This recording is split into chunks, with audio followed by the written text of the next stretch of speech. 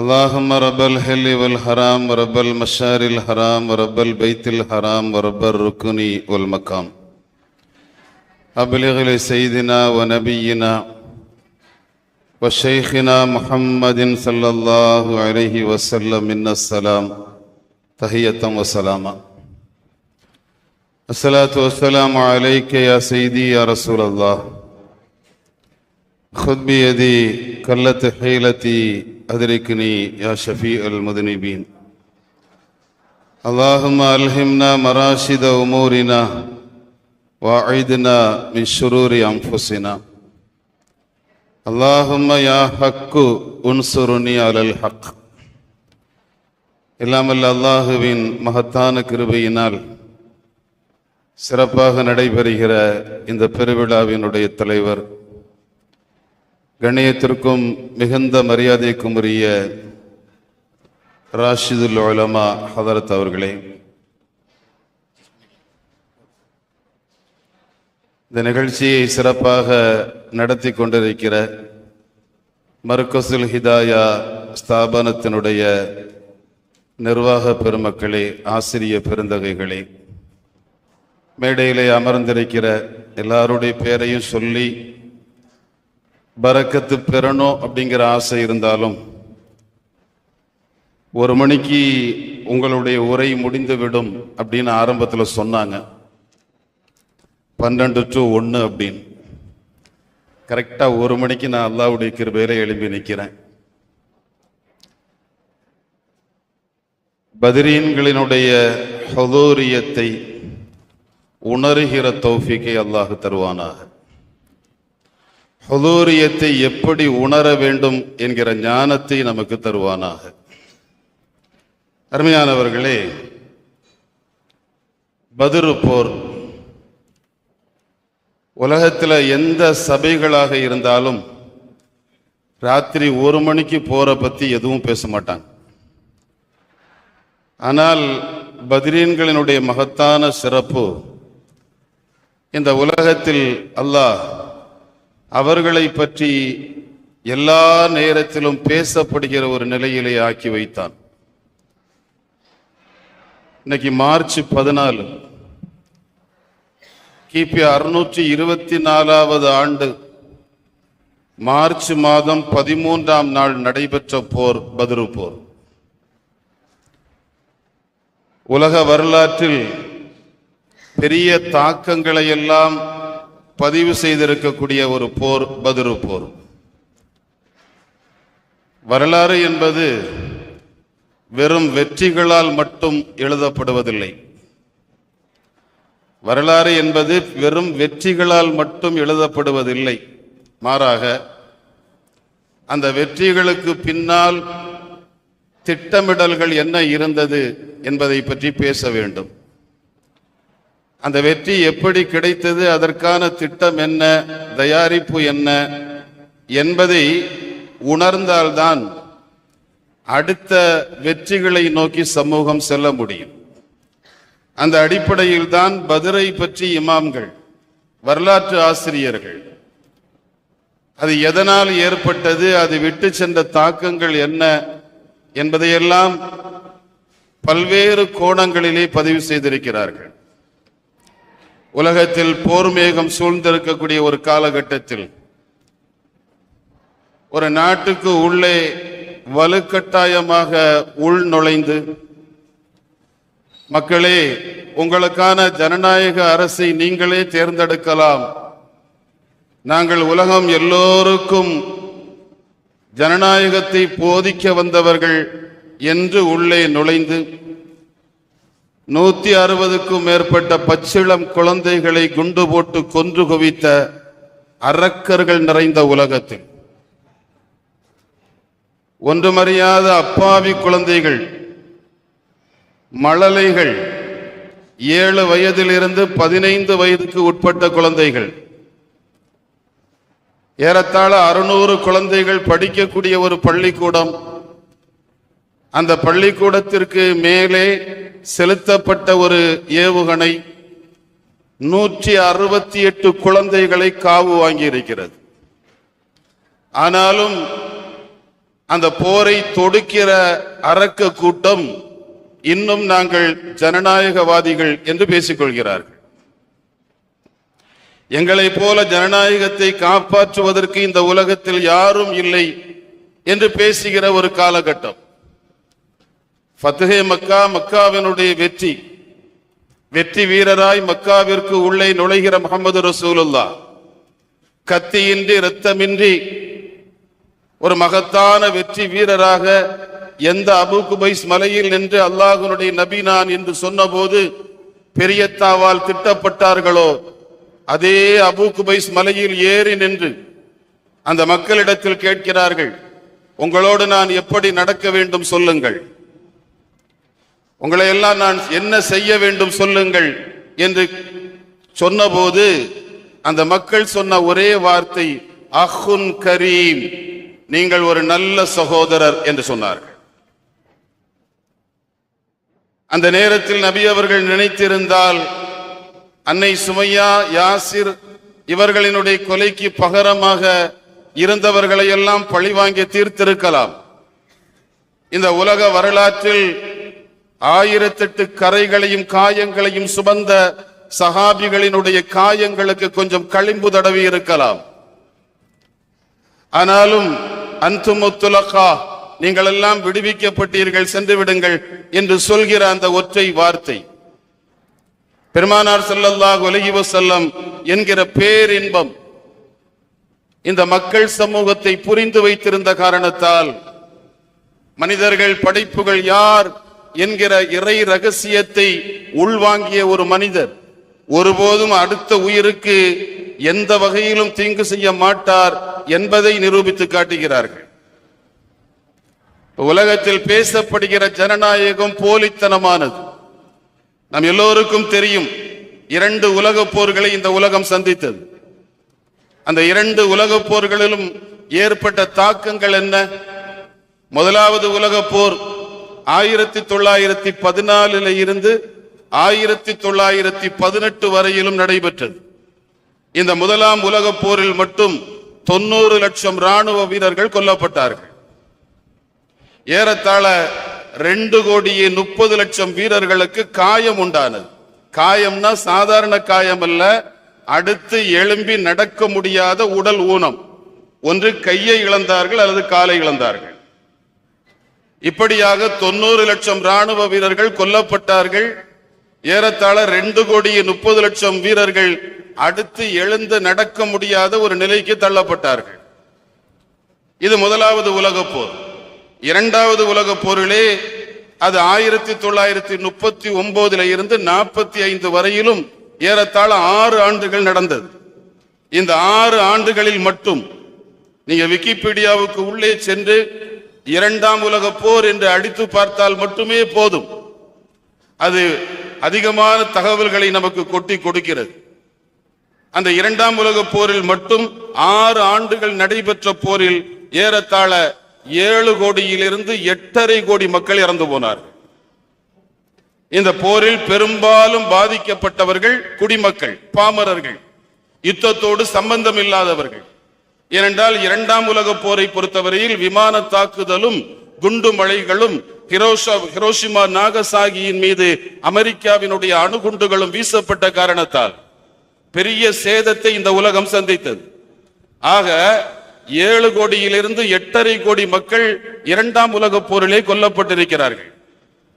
40 வயதில் நபித்துவம் வெளிப்பட்டு 63 வயதில் இந்த உலகத்தை விட்டு பிரிந்து 13 ஆண்டு காலம் மக்காவில் வாழ்ந்து 10 ஆண்டு காலம் மதீனாவுக்கு வந்து மதீனாவிற்கு வந்த 2வது ஆண்டு நடைபெற்ற போர் பத்ர்.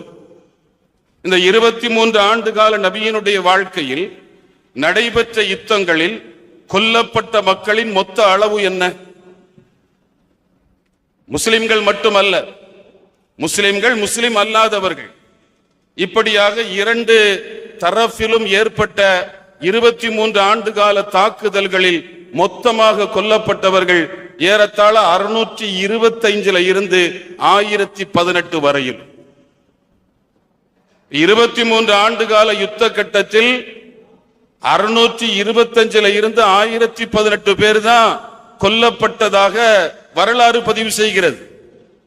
ஆனால் 6 ஆண்டுகள் அல்லது 5 ஆண்டுகள் நடைபெற்ற உலக போர்களில் ஏற்பட்ட இழப்புகள் என்று பார்க்கிற போது 7.5 கோடி அல்லது 8.5 கோடியை தொடுகிற ஒரு கன்றாவி காட்சிகளை நம்மால் பார்க்க முடிகிறது. அப்படி என்றால் நபி ஸல்லல்லாஹு அலைஹி வஸல்லமனுடைய யுத்த நோக்கம் என்ன?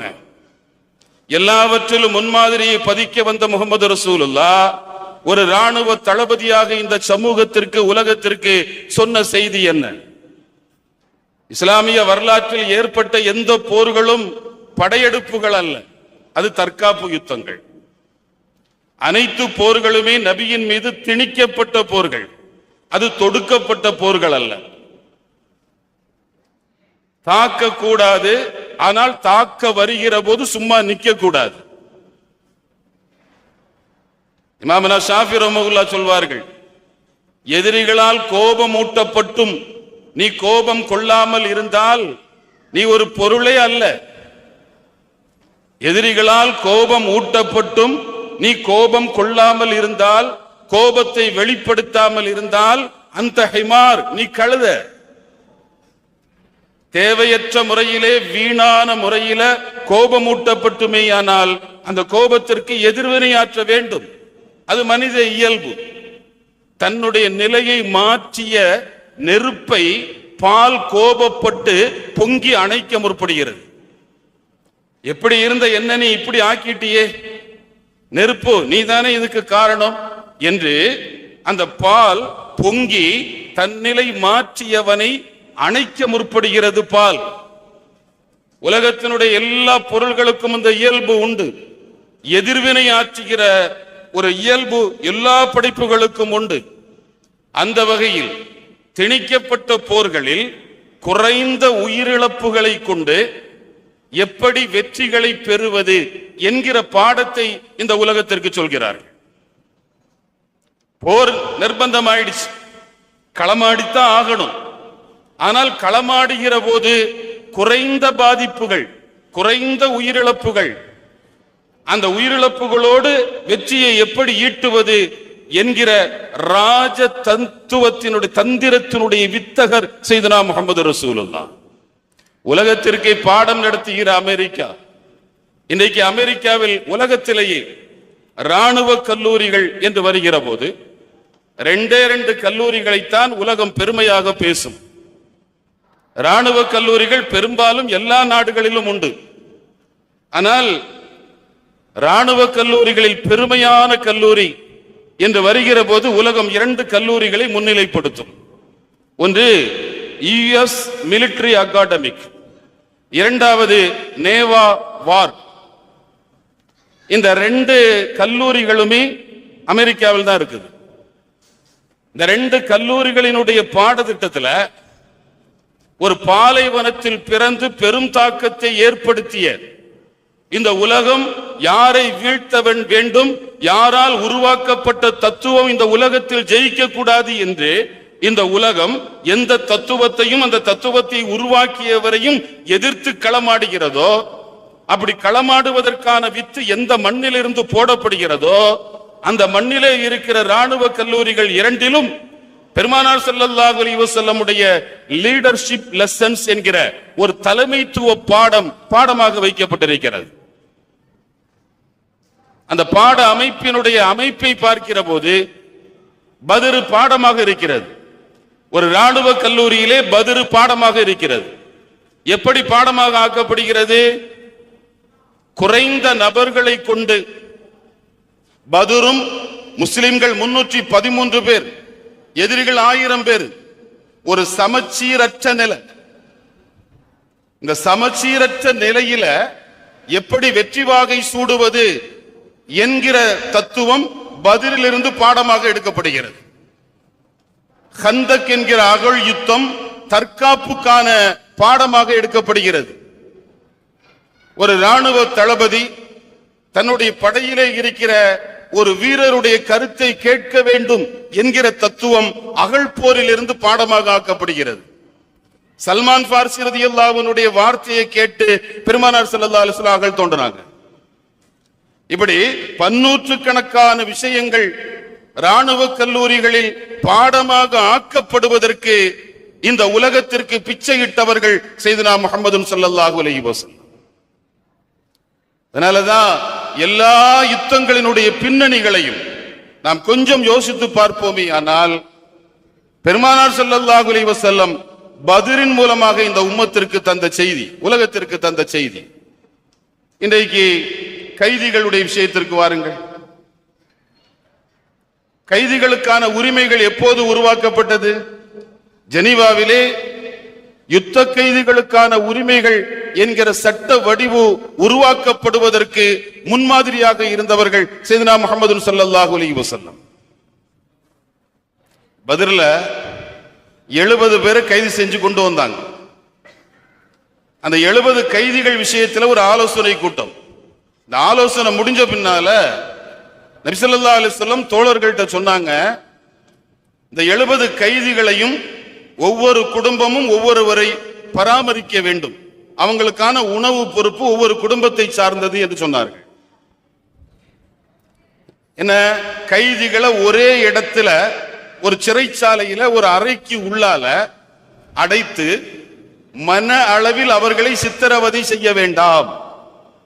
அவர்கள் குடும்பங்களோடு இருக்கட்டும், உங்களோடு பழகட்டும், உங்களுடைய பழக்க வழக்கங்களை பார்க்கட்டும்.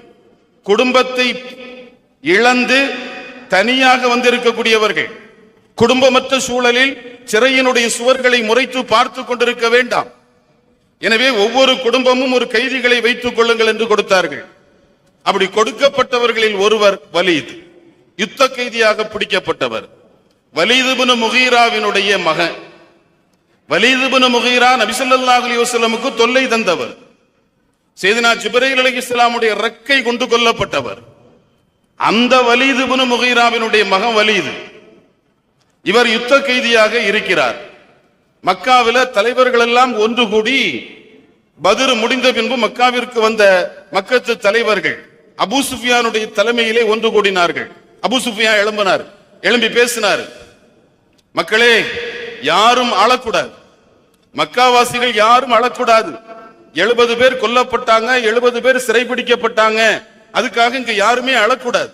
ஏன்னா அழுதா 2 நாள்ல வருத்தம் போயிரும், பழைய நிலைமை நமக்கு திரும்பி வந்துடும். அழக்கூடாது, அப்படியே அடக்கி வைக்கணும். ஒவ்வொரு நாளும் ஆதங்கப்படணும், பழிக்கு பழி பழிக்கு பழி. மதினாவுக்கு போகணும், முகமது நபியினுடைய தோழர்களோட யுத்தம் செய்யணும், பழிக்கு பழியாக கொல்லணும். இந்த வெறி ஒவ்வொரு நாளும் அவர்களுக்கு ஊட்டப்படுகிறது. அப்படி ஊட்டிய அபூ சுஃபியான் ஒரு வார்த்தை சொன்னார், ஃபத்துஹுனு வன் நிசாவு அலைய ஹராம். இன்னையிலிருந்து நான் எண்ணெய் தேய்க்க மாட்டேன்னார். நான் எண்ணெய் தேய்க்க மாட்டேன், என்னுடைய மனைவிகளோடு சல்லாபத்தில் ஈடுபட மாட்டேன், எந்த இன்பத்திலும் நான் ஈடுபட மாட்டேன், பரட்ட தலையோடு அலைவேன். முகமது நபி ஸல்லல்லாஹு அலைஹி வஸல்லம் வீழ்த்தப்படுகிற வரையிலும் தலையில எண்ணெய் தேய்க்க மாட்டேன். அபூ சுஃபியான் செய்த சத்தியம். முதல்ல அவங்க போட்ட திட்டம் 70 கைதிகளை மீட்டு மக்காவுக்கு கொண்டு வர வேண்டும். அந்த 70 கைதிகளில் மிக முக்கியமானவர் வலீத், மற்போர் வீரர், மல்யுத்த வீரர், உடல்வாகுவானவர், நல்ல பலசாலி. வலீது நமக்கு வேண்டும், அதனால மீட்டு வலீதை மக்காவுக்கு கொண்டு வர வேண்டும். 4000 திர்ஹம் முஹம்மது ரசூலுல்லாஹ் நஷ்டஈடு அறிவிச்சிருக்கிறாங்க. அந்த 4000 திர்ஹத்தை கொடுத்து வலீதை கூட்டிட்டு வாங்கன்னு சொல்லி 2 பேர் அபூ சுஃபியான் அனுப்பினார். ஒன்னு அபூஜஹிலினுடைய மகனார் இக்ரிமா, இரண்டாவது இந்த உலக வரலாற்றில் தோல்வியை சந்திக்காத தளபதி காலித் இப்னுல் வலீத். இவங்க 2 பேரும் அன்னைக்கு முஸ்லீம் ஆகல, பின்னால 2 பேரும் இஸ்லாத்துக்கு வந்துட்டாங்க. இந்த 2 பேர் 4000 திர்ஹம் எடுத்துட்டு வந்தாங்க, நபி ஸல்லல்லாஹு அலைஹி வஸல்லம் கொடுத்தாங்க. வலீதை கூட்டிட்டு போறோம்னு சொன்னாங்க, போங்கன்னு சொன்னாங்க. வலீதோட வந்தாங்க. மக்காவுக்கு நெருங்கிறதுக்கு முன்னால இரவு நேரம், கொஞ்ச நேரம் தூங்கலாம்னு முடிவு பண்ணி தூங்கினாங்க. 2 பேரும் தூங்கி எழும்பி பார்க்கறாங்க, வலீதை காணோம். 4000 திர்ஹம் கொடுத்து கூட்டிட்டு வந்த வலீதை காணோம். எங்க போனார்னு தேடி பார்க்கும்போது ஒரு தபால் இருக்குது. அந்த தபாலை எடுத்து காலித் இப்னு வலீத் படிக்கிறாங்க. படிச்சு பார்த்தா வலீது நீண்ட நெடிய விளக்கம் எழுதியிருக்கிறார்.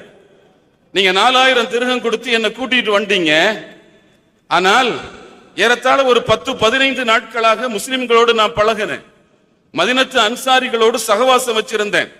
ஒரு குடும்பத்திடம் என்னை ஒப்படைக்கிற போது நபி அவர்கள் சொன்னார்கள், இஸ்தௌசு பில் அஸாரா கைரா, கைதிகள் விஷயத்தில் நல்ல முறையில் நடந்து கொள்ளுங்கள் என்று சொன்னார்கள். அந்த பேச்சை கேட்டு என்னை கூட்டிட்டு வந்த சஹாபி, அவங்களுடைய உணவு நேரம் வரும். அந்த உணவு நேரத்தில் மேசையில உணவு வைக்கப்படும். உணவு வைக்க வச்ச உடனே என்னை கூப்பிடுவாங்க. கூப்பிட்டு அங்க இருக்கிற ரொட்டியை எனக்கு தருவாங்க, பேரிச்சம்பழத்தை அவங்க சாப்பிடுவாங்க. ரொட்டியை எனக்கு தருவாங்க, பேரிச்சம்பழத்தை அவங்க சாப்பிடுவாங்க. என்ன ஒரு கைதி மாதிரியே நடத்தல அவங்க. என்ன ஒரு மனிதநேயம், மனிதாபிமானம்! இது போன்ற மகத்தான குணங்களை மக்காவில் நான் எங்கும் பார்த்ததில்லையே. இப்படிப்பட்ட மகத்தான குணம் கொண்ட மனிதர்களை பகைத்து வாழ்வது மனிதனே நியாயம் அல்லவே, அது மனித தர்மம் அல்லவே. எனவே நான் மதீனாவுக்கு செல்றேன், அந்த நபியை பார்க்க போறேன், அந்த நபியினுடைய கரம் பிடித்து முஸ்லிமாக போறேன். அடுத்த ஒரு களத்தில் நபியை எதிர்த்து நீங்கள் வந்தால் நாம் சந்திக்கலாம் என்று எழுதி வைத்துவிட்டு வலிது செல்கிறார். இந்த ஒரு கைதிகள் விஷயத்தில் நபி ஸல்லல்லாஹு அலைஹி வஸல்லம் நடந்து கொண்ட விதம் உலகம் வியந்து பார்க்கிறது. உலகத்தினுடைய பார்வை என்ன? நம்ம அடிக்க வந்த ஒருதன் நம்ம கையில மாட்டினோம்னா அவனை அணுவணுவா சித்திரவதை பண்ணணும். அவன் வலிக்குதுன்னு துடிக்கிறத பார்த்து நாம என்ன செய்யணும்? ரசிக்கணும். அதுக்கு பேர் தான் கும்பல் தாக்கல். அந்த கும்பலாக தாக்குகிற ஒரு கொடூர சிந்தனை, அது மனிதனுடைய இயல்பாக தன்னை அழிக்க வந்த ஒருவருக்கு கூட அன்னவிட்டு பழகுகிற குணம் இது முஸ்லிம்களுடைய குணமாக இருக்கிறதே என்கிற அந்த சிந்தனை அவருடைய அடுத்த கட்டத்திற்கு எடுத்து வந்தது. பகீருடைய கட்டத்தை படித்த இக்ரிமாவுக்கும் மனமாற்றம் ஏற்படுகிறது. எப்படியாவது நாமும் இஸ்லாமுக்கு வர வேண்டுமே என்கிற ஒரு சிந்தனை அவர்களுக்கு வருகிறது என்றால் பெருமானார் ஸல்லல்லாஹு அலைஹி வஸல்லம் நடந்து கொண்ட விதங்கள், போர்கள் ஏன், போர் கைதிகள் எவ்வாறு நடத்தப்பட வேண்டும் என்பதற்கான பாடம் இந்த உலகத்திற்கு கிடைக்கிறது. ஜெனீவா ஒப்பந்தங்களுக்கு முன்னால் முஹம்மது ரசூலுல்லாஹ்வுடைய ஒப்பந்தங்கள் பாடமாக எடுக்கப்படுகிறது. யுத்த கைதிகளினுடைய விஷயத்தில் இப்படித்தான் நடக்க வேண்டும். சரி, ஒரு யுத்த வீரன் எப்படி நடக்க வேண்டும்? அவர் வீரராக வந்துவிட்டார் என்பதற்காக களத்திலே எப்படி வேண்டுமானாலும் களமாடலாம் இல்லையே. இப்படித்தான் ஒரு வீரருக்கான அழகு இருக்க வேண்டும் என்கிற பாடத்தை இந்த உலகத்திற்கு நபி அவர்கள் சொல்லித் தருகிறார்கள். மூத்தா யுத்தம், அந்த மூத்தா யுத்தத்திற்கு 3000 நபர்களை ரசூலுல்லாஹ் அனுப்புறாங்க. நபி ஸல்லல்லாஹு அலைஹி வஸல்லம் அந்த யுத்தத்துல கலந்துக்கல. இந்த 3000 வீரர்களை அனுப்பும் போது வியாழக்கிழமை லொஹர் தொழுகைக்கு பின்னால மிம்பர்ல உட்கார்ந்து பேசுறாங்க. ஒரு ராணுவ தளபதி தன்னுடைய வீரர்களுக்கு ஆற்றுகிற உரை, தோழர்களே 3000 பேர் போறீங்க, நீங்க சண்டைக்காக போகல. முதல் வார்த்தை போறாங்க 3000 பேரு, மதீனால இருந்து மூத்தாவுக்கு போறாங்க, ஷாம் பக்கத்துல இருக்குது. ஆனா சொன்ன வார்த்தை நீங்க சண்டைக்காக போகல. ஏன்னா நம்முடைய தூதுவர் உமைர் இப்னு ஹாரிஸ அந்த மக்கள் கொன்று விட்டார்கள். தூதுவர்களை கொலை செய்வது மாபாதக காரியம். அந்த காரியத்தை அந்த மக்கள் செய்து விட்டார்கள். உமைர் இப்னு ஹாரிஸ் கொலை செய்யப்பட்டது தவறு என்பதை சுட்டிக்காட்டுவதற்காக நீங்கள் செல்கிறீர்கள். அப்படி செல்கிற போது அவர்கள் உங்களை தாக்க முற்பட்டால் சண்டையிடுங்கள். இந்த 3000 பேருக்கும் முதலாவது தளபதி ஸைத் இப்னு ஹாரிஸா. ஸைத் இப்னு ஹாரிஸ் தான் முதல் தளபதி. அவர் கொல்லப்பட்டால் ஜாஃபர் இப்னு அபீ தாலிப் இரண்டாவது தளபதி. அவர் கொல்லப்பட்டால் அப்துல்லாஹ் இப்னு ரவாஹா மூணாவது தளபதி. அவரும் கொல்லப்பட்டால் அல்லாஹ் யாருடைய கையில வெற்றியை தர நினைக்கிறானோ அவர் தளபதி. ஆக 3 தளபதிகள் யுத்தத்தில் கொலை செய்யப்படுவார்கள், ஷஹீதாக்கப்படுவார்கள் என்கிற ஒரு வார்த்தையை சொல்லி அந்த படையை அனுப்பி பள்ளியிலிருந்து வெளியே வந்து அந்த வீரர்களிடத்தில் கடைசி பயணத்திற்கான விட கொடுக்கிறாங்க. விட கொடுக்கும் போது சொன்னாங்க, லா தஹ்திமு பினாஅன், கட்டிடங்களை தகர்க்க கூடாது. முஸ்லிம் வீரர்களாகிய நீங்கள் கட்டிடங்களை தகர்க்க கூடாது. கலவர நேரங்களில் முஸ்லிம்களினுடைய பள்ளிவாசல்களினுடைய கண்ணாடிகள் உடைக்கப்படுகிறது, முஸ்லிம்களினுடைய கடைகள் சூறையாடப்படுகிறது, கலவரங்கள் உண்டாக்கப்படுவதற்கு முன்பே தெருவிலே எத்தனை முஸ்லிம் கடை இருக்கிறது என்கிற கணக்கு எடுக்கப்படுகிறது.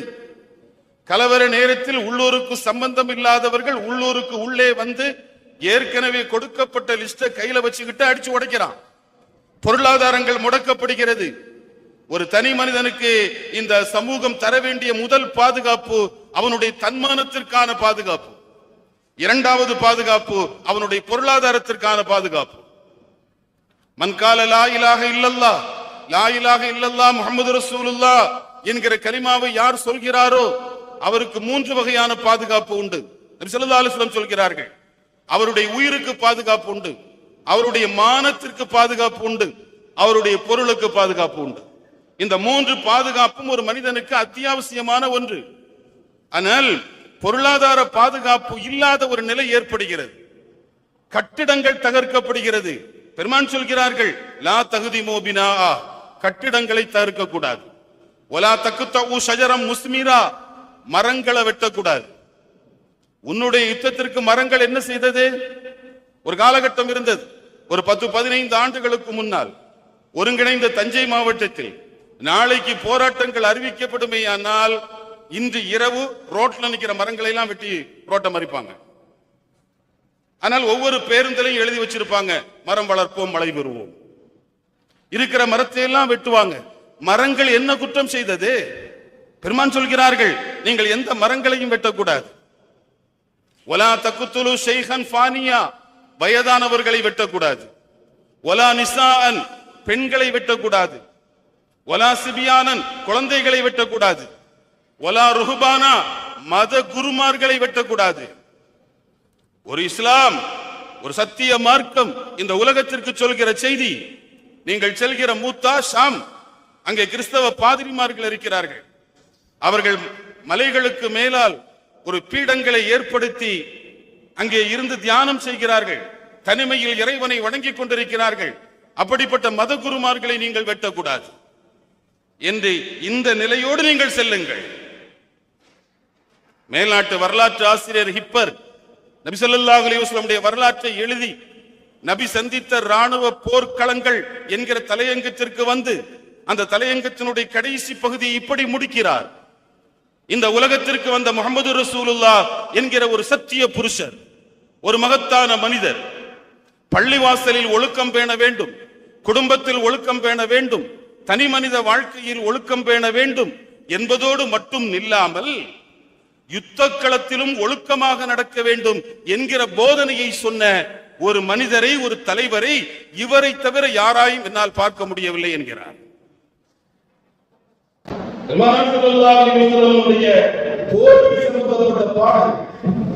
இந்த உலகத்திற்கு சொல்கிற செய்திகளே இந்த உலகத்தில் நடக்கக்கூடிய எல்லா வகையான சாவுமணி அடித்தவர்கள் செய்தனா முஹம்மது ஸல்லல்லாஹு அலைஹி வஸல்லம். ஒரு ராணுவ தளபதியாக இருக்கிற காலகட்டத்திலும் கூட தன்னை சார்ந்து இருக்கக்கூடிய பிள்ளைகளிடத்தில் பெருமானார் ஸல்லல்லாஹு அலைஹி வஸல்லம் நடந்து கொண்ட விதங்கள், இஸ்லாமிய போர்களினுடைய எல்லா நிலைகளும் ஒரு 2 போர் மட்டும் வச்சுக்குவோம்.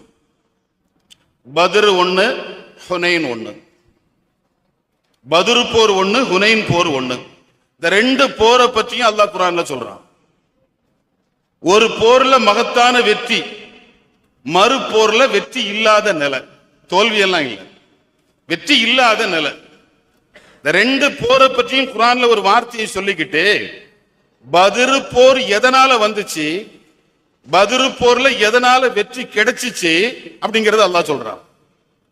வலகது நஸரகுமுல்லாஹு பி பத்ர், அல்லாஹ் உங்களுக்கு பத்ர்ல உதவி செஞ்சான். எப்ப உதவி செஞ்சான்? வான்தும் அதில்லா, நீங்கள் ஒன்றுமற்றவர்களாக இருந்த நேரத்தில், தில்லத்தை ஏற்றுக்கொண்டவர்களாக. அல்லாஹ் எங்கள்ட்ட எல்லாம் ஒண்ணும் இல்ல, அல்லாஹ் உன்னை தவிர எதுவும் இல்லை, அவன்கிட்ட எல்லாம் இருக்கு, நீ இல்ல, என்கிட்ட எதுவுமே இல்லை, ஆனா நீ இருக்கிற. அந்த பலம் ஈமானிய பலம், அல்லாஹ் என்கிற பலம், அந்த பலம் உங்களிடத்தில் இருந்த போது அல்லாஹ் உங்களுக்கு வெற்றியை தந்தான்.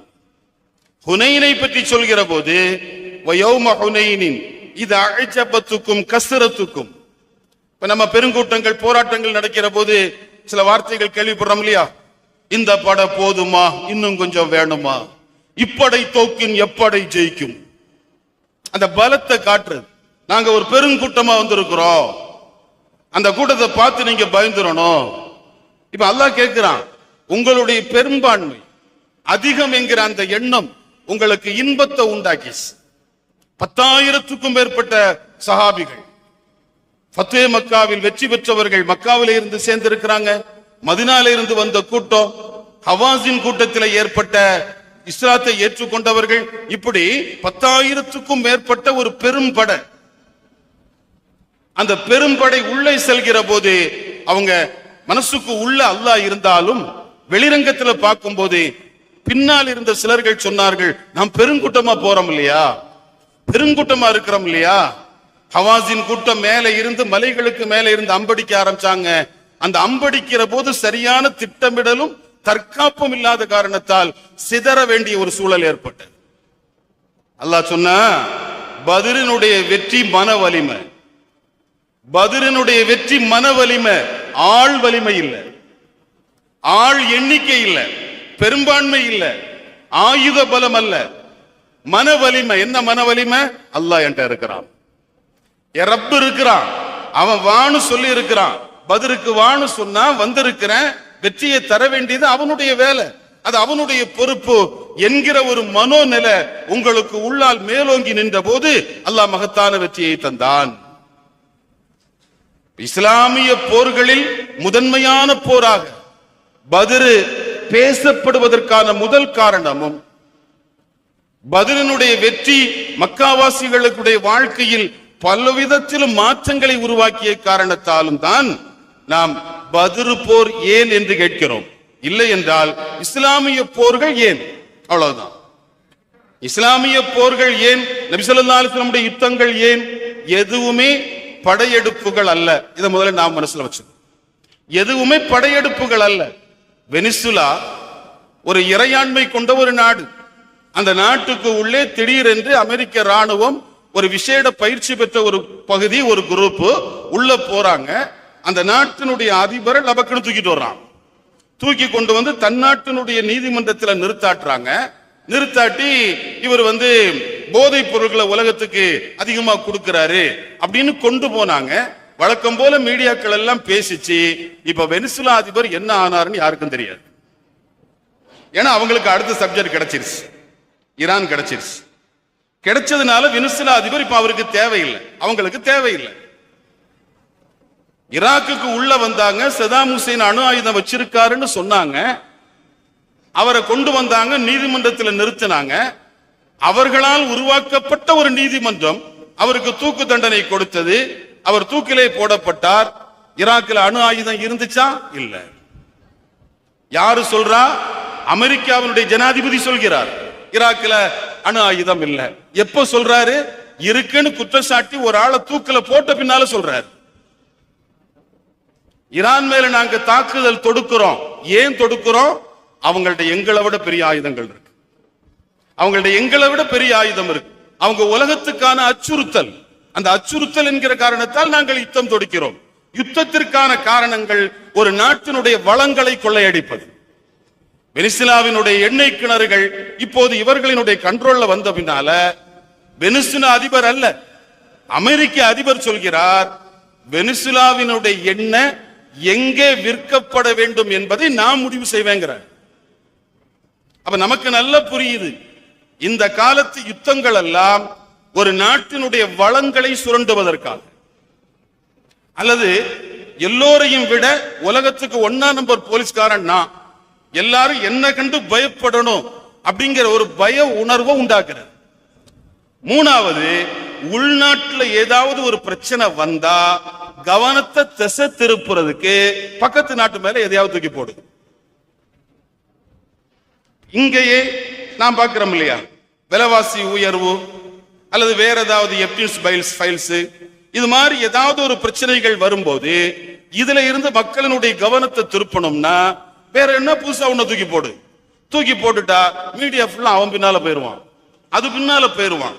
நாமளும் சேனல்களை திறந்து பார்த்தோம்னா செய்திகளாக அது மட்டும்தான் கிடைக்கும். பழசு கிடைக்காது, மக்கள் மறந்துடுவாங்க.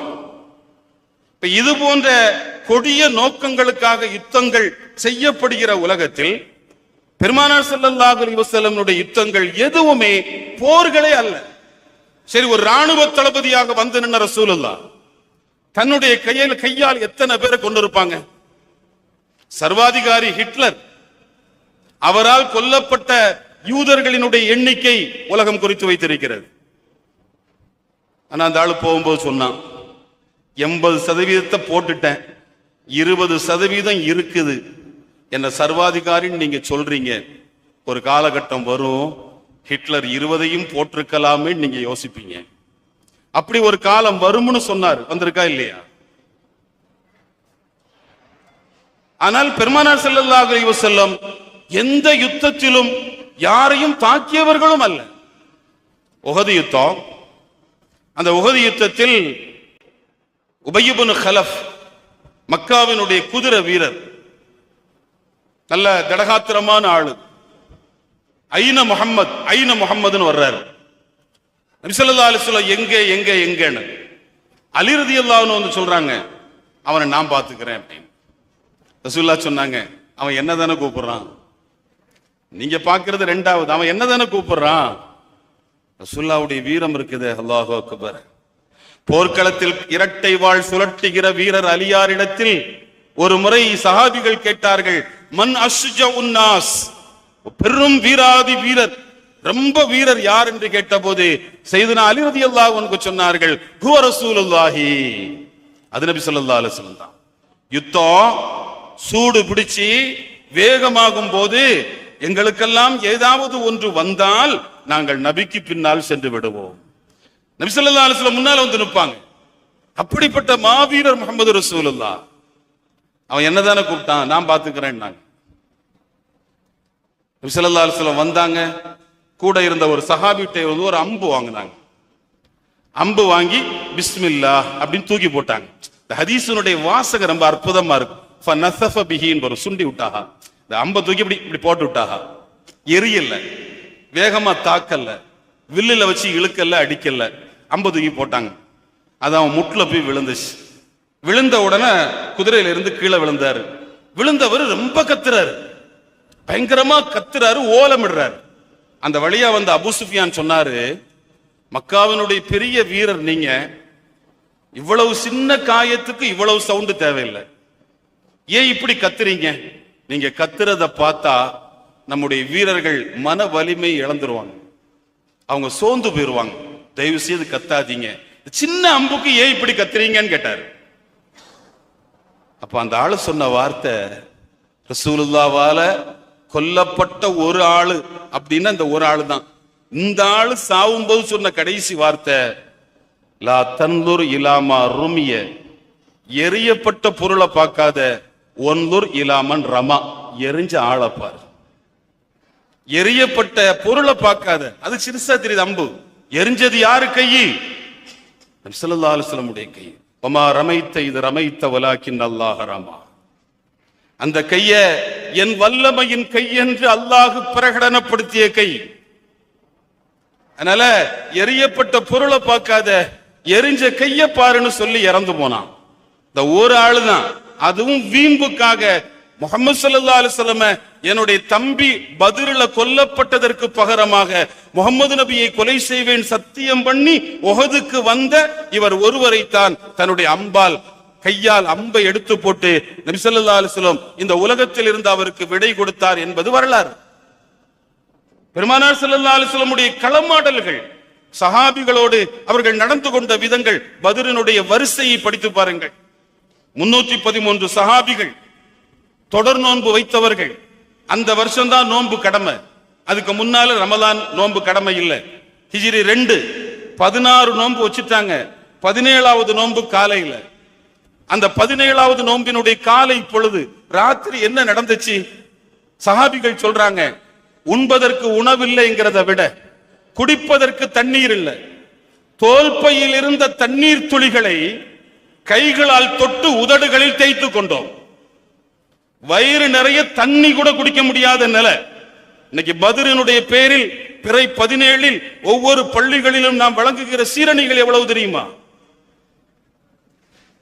எவ்வளவு பெரிய தியாகங்களை அவர்கள் செய்தவர்கள் யோசித்து பார்க்கிறோம்.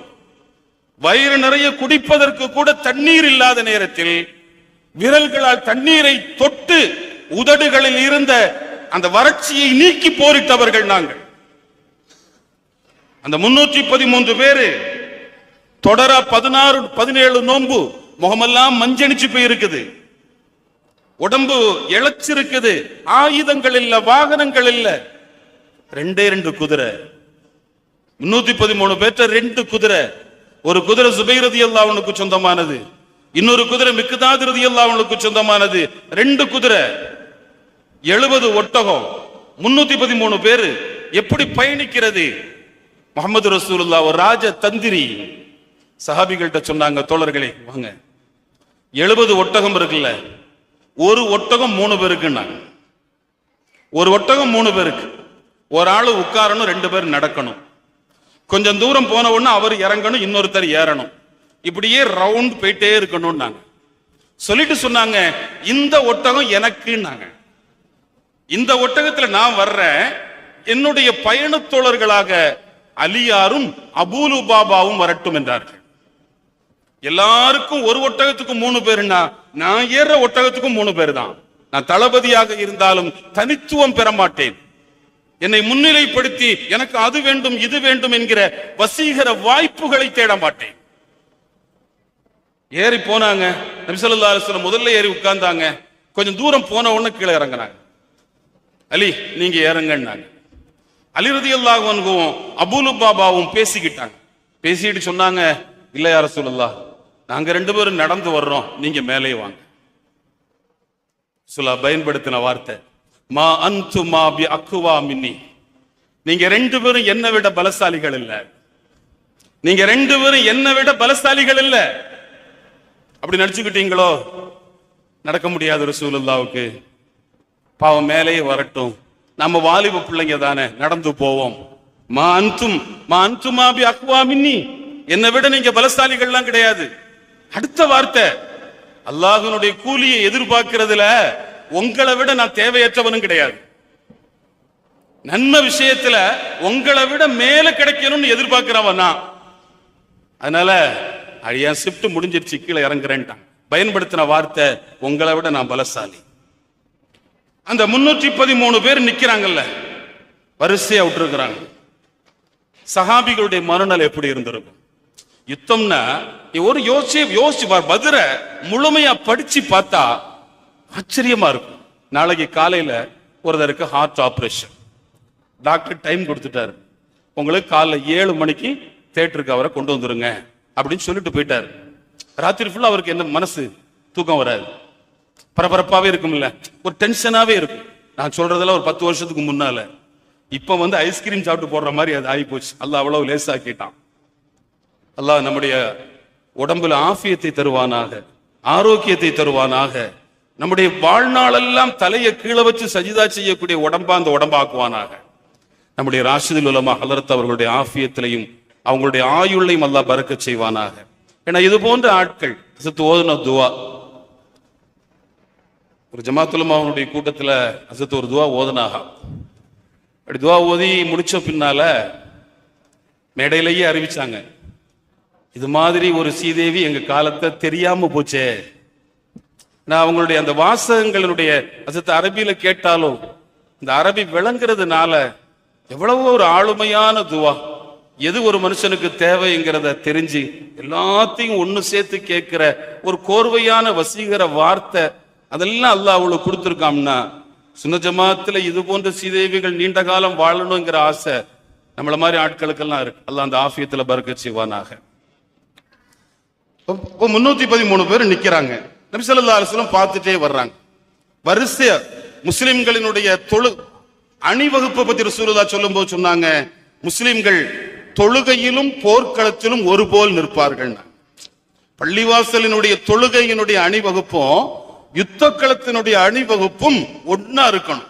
சில நேரங்கள்ல நமக்கு வாட்ஸ்அப்ல சில வீடியோக்கள் பிள்ளைங்க வைரல் பண்ணுவோம்.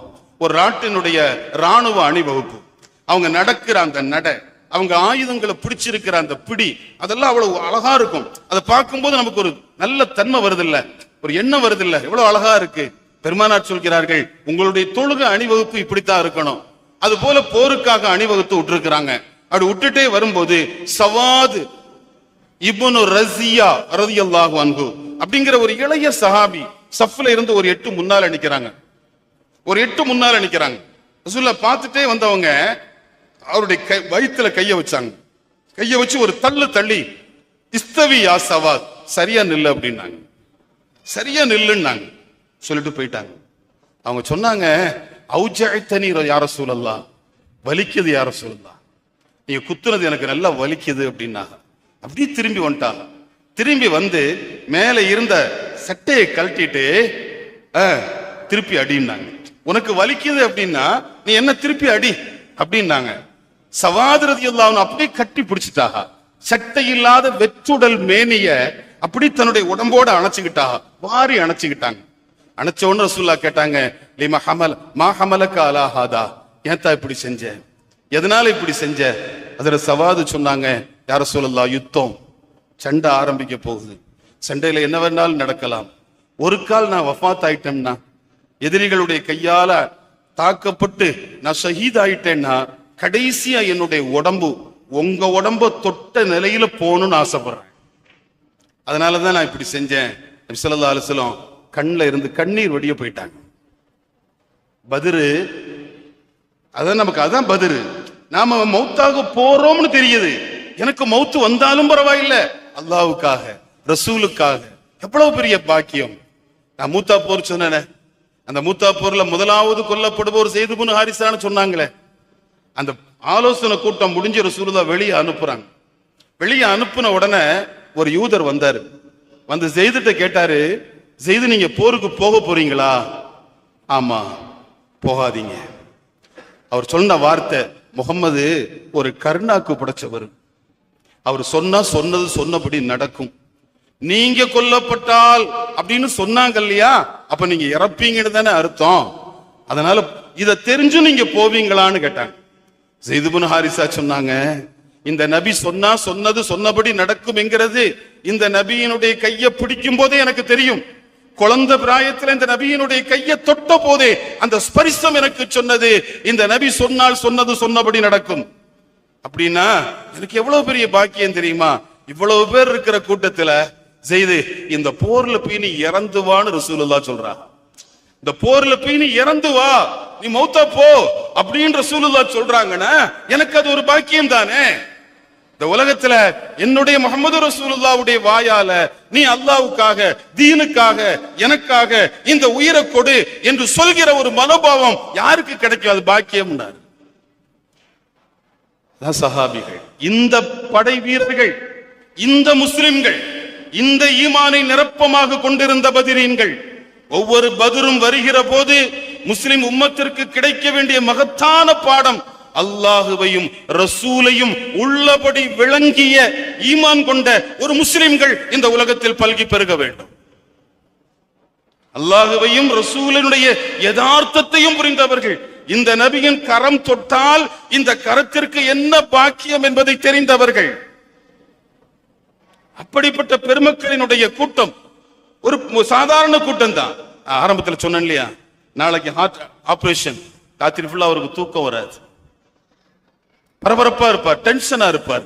ஆனா பத்ரினுடைய ராத்திரி, காலையில பத்ர் யுத்தம், ராத்திரி இப்னு மஸ்ஊத் ரலியல்லாஹு அன்ஹு சொல்றாங்க, 312 பேரும் தூங்கிட்டாங்க. நல்லா தூங்கிட்டோம், நாங்க 312 பேர் தூங்கிட்டோம். நபி ஸல்லல்லாஹு அலைஹி வஸல்லம் மட்டும் தூங்கல.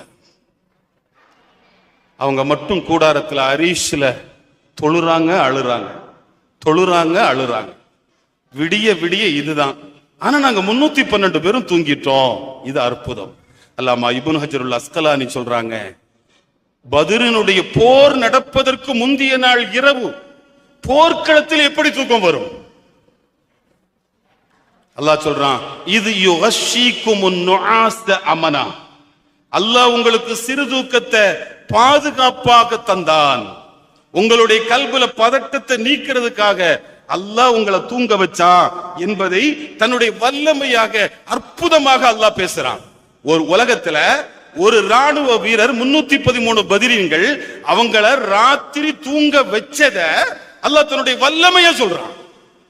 பதிரீன்களுடைய கண்ணியம், அவங்கள இரவு நான் தூங்க வச்சது என்னுடைய வல்லமை, அதை யோசிச்சு பாருங்க. பத்ருனுடைய ஒவ்வொரு அசைவுகளும் பாடம், நமக்கான பாடம். பெருமானார் ஸல்லல்லாஹு அலைஹி வஸல்லம் என்கிற அந்த பாசறைக்கு கட்டுண்ட சஹாபிகள் பெருமானாருக்கு பின்னால் எப்படி அணிவகுத்து நின்றார்கள் என்பதை நாம் பார்க்கிறோம். அழுறாங்க, இரவெல்லாம் அழுறாங்க. அபூபக்கர் ரலியல்லாஹு அன்ஹு போனாங்க, தோள்ல கைய வச்சாங்க. யா ரசூலல்லாஹ் போதும் வாங்கன்னாங்க. பத்ருக்கு போவோம், பத்ருக்கு நாம போவோம், சண்டையிடுவோம் என்கிற முடிவு வந்த பின்னால எல்லாரையும் உட்கார வச்சுக்கிட்டு, தோழர்களே இன்னைக்கு பார்க்கிறோம் இல்லையா, ஆலோசனை இல்லாமல் நடத்தப்படுகிற போர்கள் அவலங்களா மாறுது. ஒரு நாட்டினுடைய ராணுவம் இன்னொரு நாட்டை போய் தாக்குது. அந்த ராணுவத்தினுடைய அந்த நாட்டினுடைய ஜனாதிபதி பத்திரிகை பிரஸ் மீட் வைக்கிறாரு, அதுல பேசுறாரு. பேசும்போது அங்க இருக்க ஒருத்தன் செருப்பு கழட்டி அவர் அடிக்கிறான்.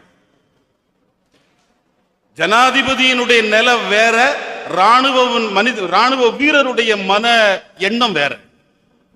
இவரு ஒரு பக்கம் நிக்கிறாரு, அவரு ஒரு பக்கம் நிக்கிறாரு. அவரை உத்தரவு போடுறாரு, இவரு ஏனோ தானோன்னு கட்டுப்படுறாரு. தங்கள் வர்ற மாதிரி தெரியுது. வச்சுக்குவா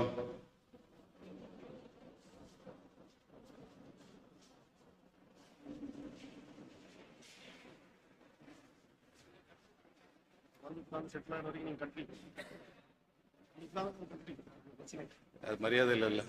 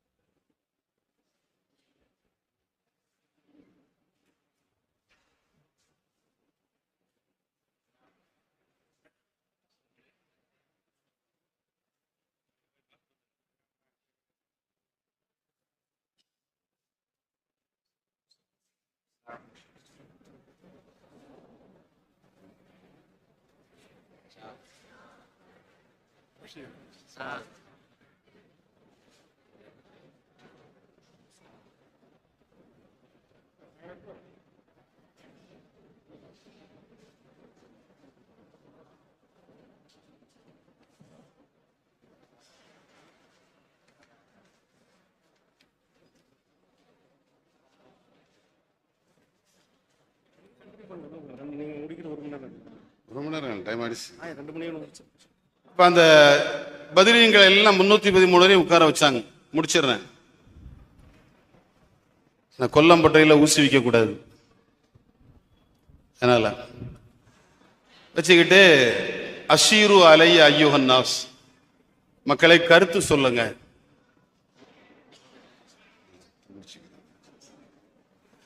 கருத்து சொல்லுங்க, நாம யுத்தத்துக்கு போகுவோமா, என்ன செய்யலாம்?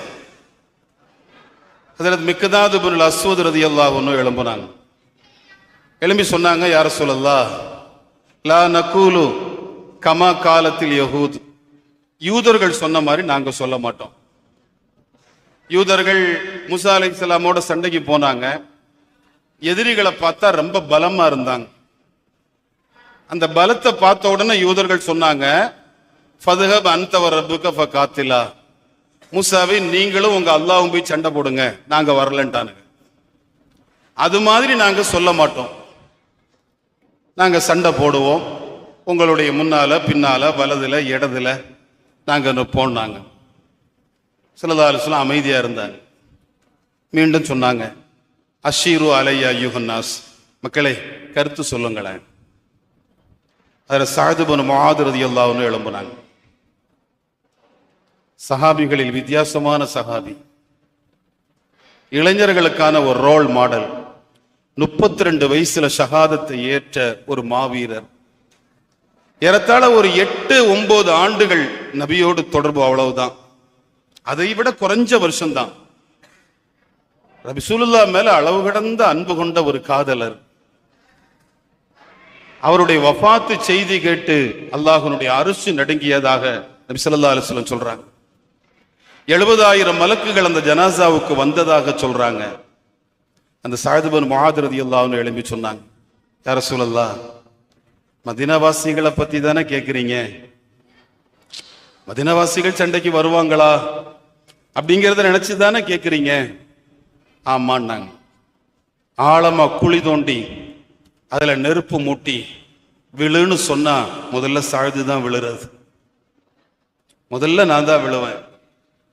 போய் அங்க போயிட்டு இருக்கிற அந்த எதிரிகளினுடைய ஒட்டகத்து ஈர கொலையை அறுத்து வா அப்படின்னு சொன்னா, அதை அறுத்து கடல்ல தூக்கி எரின்னு சொன்னாலும் முதல்ல செய்யறவன் இது சஅத் தான்.